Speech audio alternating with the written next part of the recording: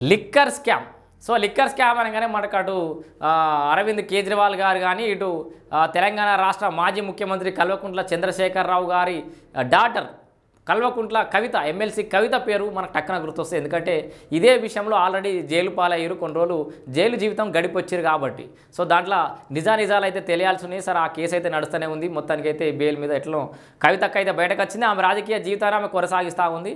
అయితే ఇదే liquor scam విషయంలో అరెస్ట్ అయినప్పుడు ఆమెకు కావాల్సినంత ఎలివేషన్ రాలేదు, కావాల్సినంత పొలిటికల్ గెయిన్ కాలేదని చెప్పేసి ఆమె జైలు పాలైనప్పుడు వాళ్ళ అన్న సక్క ఈమె గురించి పెద్ద కొట్లాడలేదని, ఈమె డిఫెండ్ చేయలేదని చెప్పేసి అయితే ఆమె ఆరోపణలని అవి వేరే విషయం. అయితే ఇదే విషయంలో అంటే సేమ్ సిమిలర్గా ఇట్లాంటి టాపిక్ విషయంలో పక్క రాష్ట్రానికి చెందినటువంటి షర్మిల.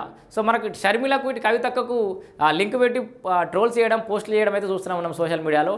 అటు జగన్ చెల్లెమ్మ, జగన్ గారి చెల్లెనేమో ఇటు వైఎస్ షర్మిల, ఇటు కేటీఆర్ గారి చెల్లెమ్మ కవిత అని చెప్పేసి అక్కడ ఆమె ధిక్కరించింది పార్టీని, వాళ్ళ అన్నని ధిక్కార స్వరం వినిపించి బయటకు వచ్చింది. ఇక్కడ కవిత కూడా గట్లే చేస్తుంది, మరో షర్మిల కాబోతుంది అనే మనం టాపిక్లు కూడా విన్నాం కదా. అయితే సేమ్ లిక్కర్ స్కామ్కి సంబంధించిన అంశం మీద అటు ఏపీకి సంబంధించిన వైఎస్ షర్మిల కూడా స్పందించింది. ఇది చిన్న స్కామ్ కాదు, ఇది నిడిచిపెట్టద్దు, 3,500 కోట్ల రూపాయల దాకా, అది ఓన్లీ 3,500 కోట్ల రూపాయల స్కామే కాదు, ఇంకా పెద్దగా జరిగి ఉంటుందని చెప్పేసి కూడా స్పందించింది. మరి అదే లిక్కర్ స్కాము, ఇదే లిక్కర్ స్కాము, ఏ లిక్కర్ స్కామ్ గురించి షర్మిలక్క మాట్లాడింది ఒకసారి వద్దాం.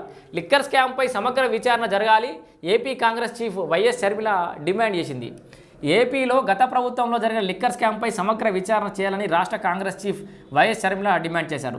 ఏపీ లిక్కర్ స్కామ్పై ఇవాళ ఆమె సంచలన వ్యాఖ్యలు చేశారు. లిక్కర్ స్కామ్ చాలా పెద్దదని, అది కేవలం 3,500 కోట్ల మాత్రమే కాదన్నారు. బ్లాక్ మనీ కోసమే డిజిటల్ పేమెంట్ నిలిపేశారని ఆరోపించారు. డిజిటల్ పేమెంట్ ఆపడం వెనుకే అవినీతి దాగి ఉందని, దీనికి మాజీ సీఎం జగన్ సమాధానం చెప్పాలని డిమాండ్ చేశారు. ఇదైతే వాస్తవం కదా. ఇవాళ రేపు పానీపూరి బండోళ్ళు, కూరగాయలు కూడా డిజిటల్ పేమెంట్లు యూపీఐలు వాడితే దానికి పరిమితికి మించి వాళ్ళ ట్రాన్సాక్షన్ జరిగితే వాళ్ళు జిఎస్టీలు కడుతున్నటువంటి సందర్భాలు చూస్తున్నాం రాష్ట్రంలో, దేశంలో. మరిగా రోజుకు లక్షలలో కౌంటర్ జరిగేటటువంటి ఈ లిక్కర్ షాప్ల కాడ, వైన్స్ల కాడ కోట్ల రూపాయల ఖర్చు, మన బిజినెస్ జరిగే లిక్కర్ షాప్ల కాడ డిజిటల్ పేమెంట్లు తీసేసినామంటే దాని వెనకాల పెద్ద ఉద్దేశం ఉంది. ఓన్లీ క్యాష్ అని మరి ఆ క్యాష్ అని తేడిపోయింది. సో ఇది అదే విషయం. ఆ విషయాన్ని లేవనెత్తింది షర్మిలక్క. ఎక్కడా లేని విధంగా నాటి ప్రభుత్వం చేసిన ఆర్థిక నేరం ఇదని, పన్నులు ఎగ్గొట్టాలని నగదుతో లిక్కర్ అమ్మకాలకు పాల్పడ్డారని ఆరోపించారు. వివేక హత్య కేసులో మాదిరిగా జగన్ అసలు అంశాలను దాచిపెట్టి మాట్లాడటంలో దిట్ట అని విమర్శించారు.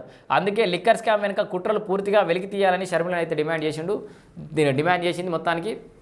సో ఏపీలో జరిగిన లిక్కర్ స్కామ్ కూడా చాలా పెద్ద స్కామ్ లాగానే తెలుస్తుంది.